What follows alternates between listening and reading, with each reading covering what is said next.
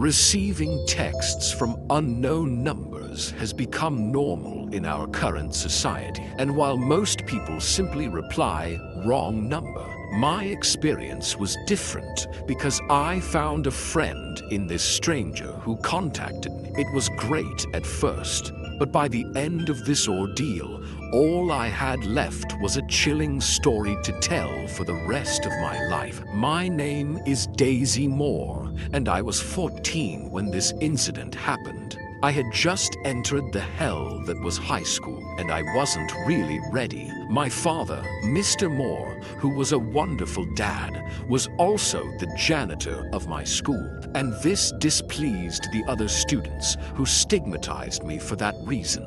The first few weeks were brutal. I was alone. I had no friends to talk to, and to top it all off, I didn't even have a phone because my dad had too many bills to manage. After a month, I was certain I was going to break down and give up everything. But at the end of the week, something really special happened. I was leaving class when my dad approached me and said, "Daisy, look what I found in Lost and Found." He then showed me an iPhone. Before I could say anything, he continued, "I know I can't really buy you one, and you've wanted one for a long time, so I decided to give it to you because it's been in Lost and Found for over a year." I remember having tears in my eyes because it was really important to me. Since I didn't grow up in a wealthy family, I had learned to appreciate every gift I was given, and even though I knew he hadn't bought it, it was the thought that counted. I then hugged my dad and thanked him for the gift. After that, I went home with a huge smile, holding my very first iPhone in my hand. That night, before going to bed, I received a text from an unknown number. I found it really weird because I literally had no friends texting me, so I knew this person had probably written by mistake. I opened the message to see it said, "Hi, I'm Nathan." I then replied, "I'm sorry, I think you have the wrong number." He quickly replied, "No, I'm sure it's the right number because I know every digit as if it were mine." I was perplexed by his response, and before I could say anything, this stranger called Nathan changed the subject, saying, "So, tell me about yourself." From there, one thing led to another, and before I knew it, we got along well and talked all night. A few months had passed since my encounter with Nathan, and I found myself talking to him whenever I had the chance. I had gotten to know him well, discovering he was just 1 year older than me and was also struggling in high school. This gave us a lot of common points to discuss. We also had many similar interests and hobbies, which made every conversation with him enriching. And although I really enjoyed our exchanges, I noticed a few oddities about Nathan. First, I knew we lived in the same city, yet sometimes he would say things like, "It's freezing here," in the middle of summer, when I was sure the sun was scorching everyone outside. This left me perplexed. Also, I noticed that whenever I asked him for a photo, he was always extremely pale and constantly sitting on a school bus in every picture. Although these weird things weren't normal, I didn't say anything because he was practically the only friend I could talk to. I didn't care either, just assuming he was going through a weird phase like all the other high schoolers. At the time, I told myself nothing would stop me from talking to him, because even without meeting in person, he was the first real friend I had had in a long time. But the following Monday morning, I began to doubt that decision when a horrible realization hit me. That Monday, the school gathered all students in the hall to watch a tribute video. Once everyone was seated, the school played a video in memory of the 15 students who had died in a terrible accident last winter during a school bus trip. I already knew all about this tragedy that had shaken our small town, But I wasn't prepared for what came next when they began showing photos of the deceased children. Everything was fine until the end of the slideshow, where the last slide said, "In memory of the principal's son, Nathan Walker, who had also tragically died in the accident." I was petrified seeing the photo of the very person I had been talking to for 6 months. Shivers ran my back and I felt paralyzed with fear. Our principal, Mr. Walker, then went on stage to deliver an emotional speech. He spoke for a while, then concluded. I tried calling him that morning, but he had apparently lost his phone. There is nothing in the world I wouldn't give to hear his voice one last time. I left the hall after that, completely shaken. My father noticed and asked me if I was okay. I told him I was fine and just having a bad day. When I got home that day, I started frantically texting Nathan with all sorts of questions, but instead of his usual quick replies, only silence answered me. It took me a few weeks to realize that he had completely ghosted me by stopping responding to my messages. Going through the consequences of the incident alone was driving me crazy, so I tried to talk to my dad. But his worried look when I told him I had been talking to the principal's deceased son for 6 months made me change my mind, and I pretended it was a joke.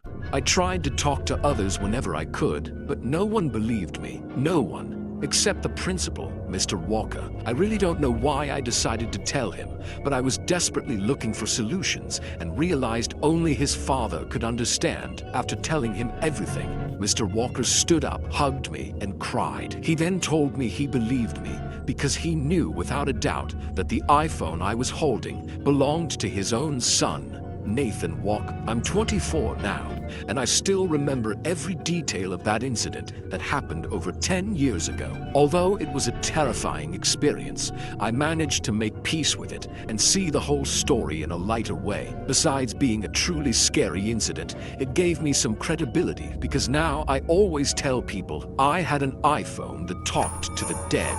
Daisy's phone called out to the dead. But sometimes the most dangerous monster is the one sitting right next to you. If you're watching this in the dark, hit like and subscribe to join the Shadow Crew. Drop a in the comments if you've ever had a creepy text. Ready for something even more real? Let's dive in.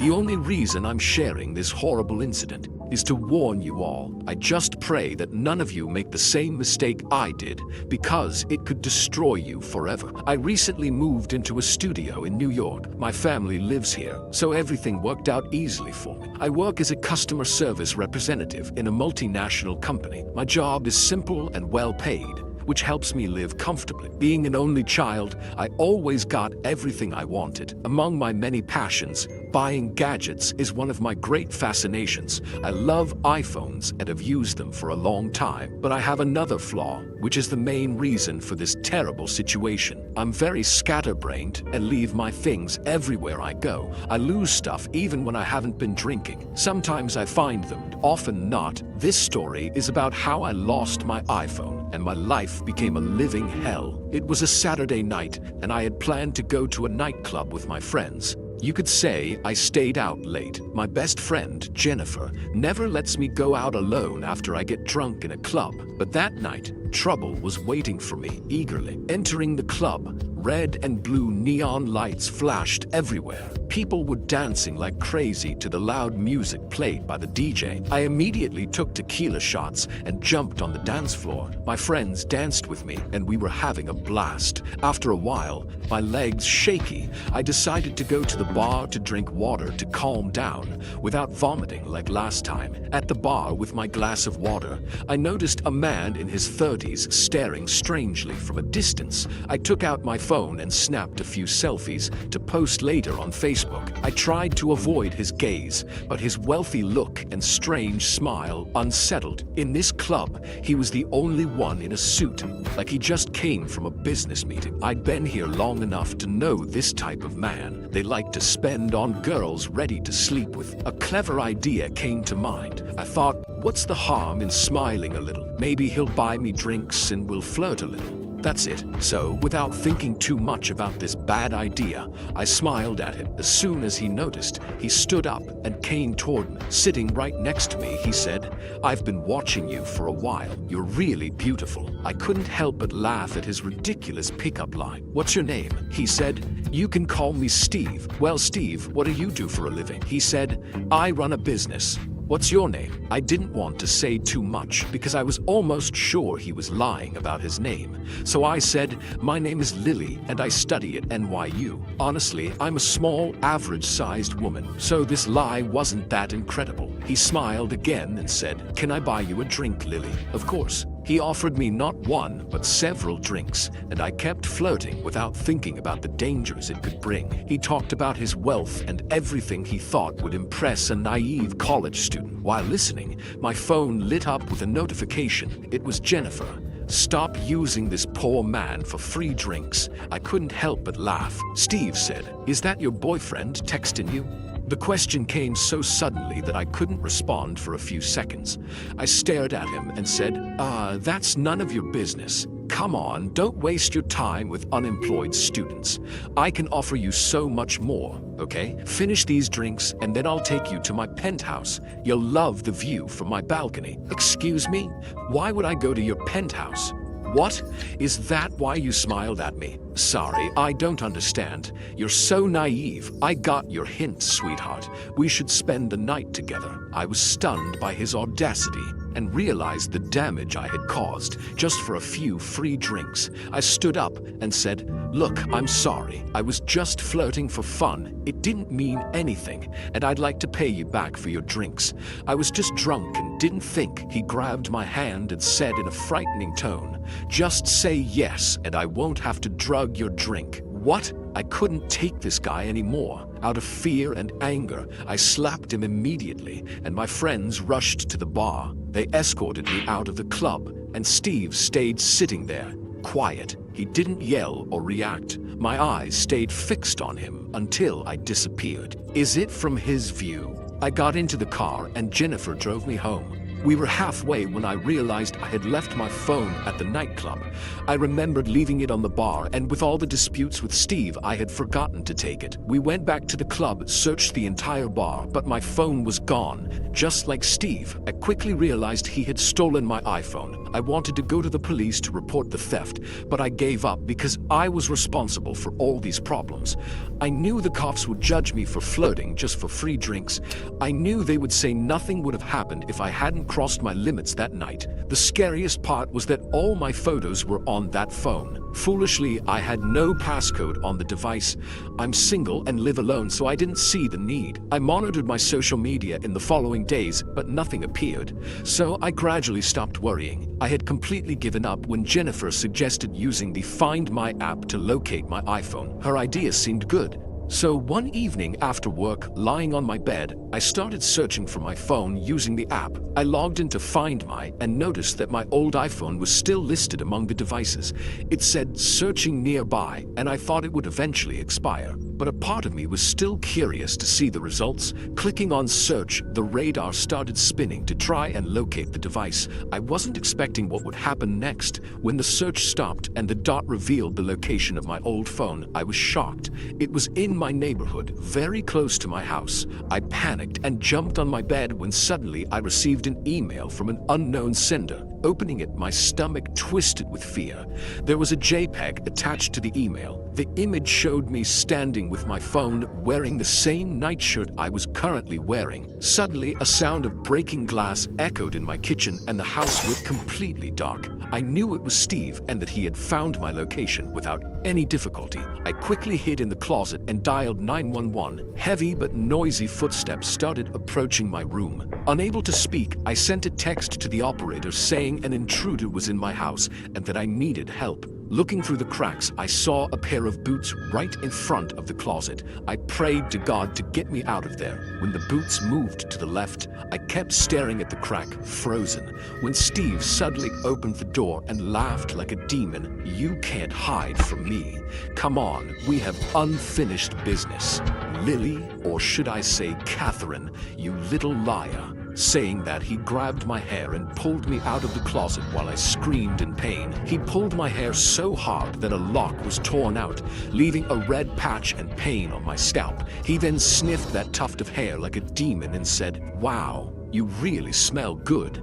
Let's go to bed. Have some fun." I kicked and screamed while he tried to lift me forcefully to drag me to the bed. As he leaned over me, I scratched his face with my long nails and dug my fingers into his eyes so hard that blood flowed. He recoiled, groaning, which gave me a chance to fight back. I got up and ran to the kitchen while Steve shouted obscenities at me. I opened the door and saw my neighbors rushing toward my house. They had heard my screams and came to rescue me. I collapsed on the porch saying, "There's an intruder in my room." My neighbor held Steve under watch, his baseball bat raised until the police arrived. The police retrieved my old phone from his pocket and returned it to me. As the police were taking him away, he looked at me one last time and said, "You know this was your fault. You asked for it, Catherine. You're a filthy woman with no morals. I know I made a mistake, but is it right to think that if a girl agrees to drink with you, she is also ready to sleep with you?" I accidentally broke my iPhone at college. My hand slipped while filming the professor's class. It fell on the hard floor of the classroom and smashed completely. The smartest thing would have been to buy a Samsung or something other than an iPhone, but I already had a lot of overpriced Apple products which were incompatible with anything else, and I didn't want to waste all that money. I ended up searching for the same iPhone model online. It was quite an old model, so most were secondhand. I didn't mind. I just needed it to be in good enough condition for my classes. I found an iPhone at such a low price that the seller could have thrown it in the trash. I was a bit suspicious at first, but I had already used this site several times without a problem. Besides, it was so cheap that it wouldn't have been a big loss if I got scammed. I ordered my second-hand iPhone through my phone and waited just one day for it to be delivered to my home. It arrived at my door late in the afternoon. The Apple store was about to close when the iPhone arrived, and I didn't feel like going out that day. So I decided to wait until the next day to have it reset. Examining it more closely, I was surprised at the good condition of the iPhone I had purchased. I thought the photos online had been edited to make it look better than it was, but it looked almost new, except for a few scratches here and there. There were also personalized engravings on the back of the iPhone. To my one and only Sarah. Elaine is kisses. I realized the phone was probably a gift from a boyfriend or a girlfriend. Suddenly, a low price started to make sense. A gift so expensive sold online at Seba surely meant that Sarah and her partner had broken up abruptly, and she wanted to forget as quickly as possible. With nothing better to do that night, I decided to snoop a little on the iPhone. Before everything was erased, I was also curious to see what kind of person this Sarah was. I opened the gallery and found hundreds of selfies of a young blonde woman with brown eyes. Most showed her posing near a cafe, lounging at home, or posing in front of a shop or in a park. Typical stuff from upper-middle-class white girls. Frankly, many of these early photos showed her with a handsome guy,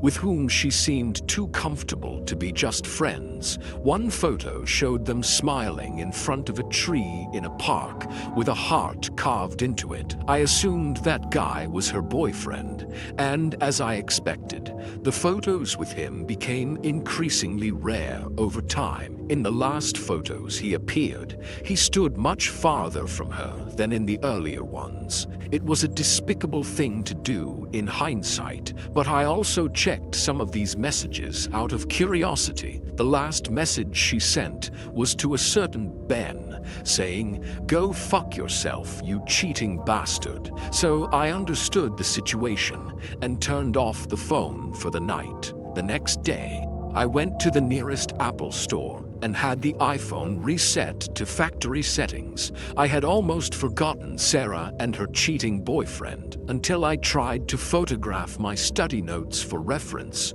When I went into the gallery to see my photos, one of Sarah's photos was still there. It was the one where she posed with her now ex-boyfriend in front of a tree in a park. But something had changed in that photo. The boyfriend was still smiling, but Sarah looked sad, whereas I clearly remembered her smiling in the photo before. However, I assumed I was simply mistaken, and that the photo was there because of a bug. I deleted the photo of Sarah and her ex before going to bed. The next day in class, I checked my iPhone gallery to review my notes from the previous day. I found the photo of Sarah and her ex in my gallery again, but it had changed even more. Now, besides frowning, Sarah was crying tears of blood, and her boyfriend's face was blurred. I stared at it, confused for what felt like an entire minute, before the teacher called on me. "Mr. Sanderson,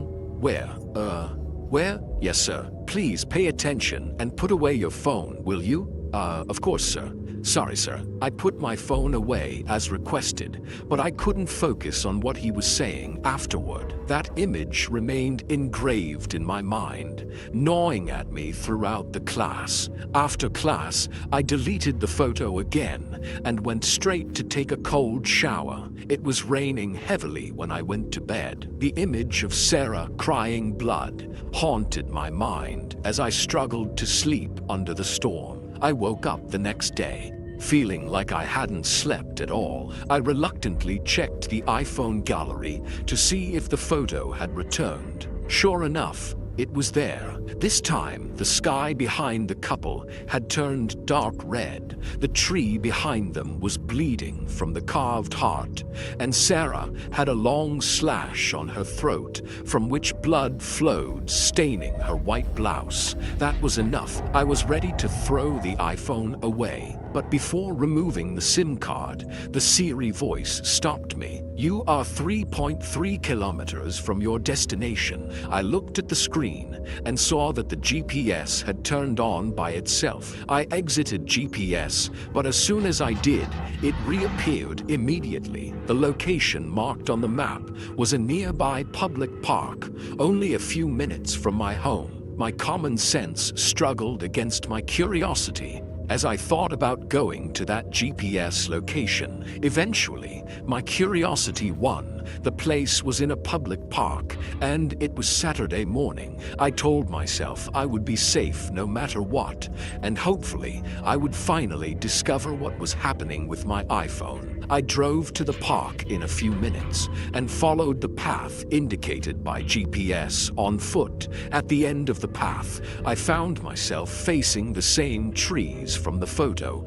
that kept appearing in the iPhone gallery. The carved heart was still visible, with some sort of red liquid along the edges. I looked at the base of the tree and saw a strange depression in the ground. The rain from the previous day had turned the soil into mud, which slowly slid, revealing something buried under the tree. I crouched to wipe the mud away, and immediately regretted my action. Beneath the thin layer of mud, I found the face of a corpse staring at me. I called the police, who came to examine the body. The case made the front page of the newspapers in my town, and I followed it closely in the following days. Unsurprisingly, the body was identified as Sarah's, and the murderer was her ex-boyfriend, who had slit her throat while she slept after their breakup. According to the investigation, he had used a duplicate key she had given him when they were together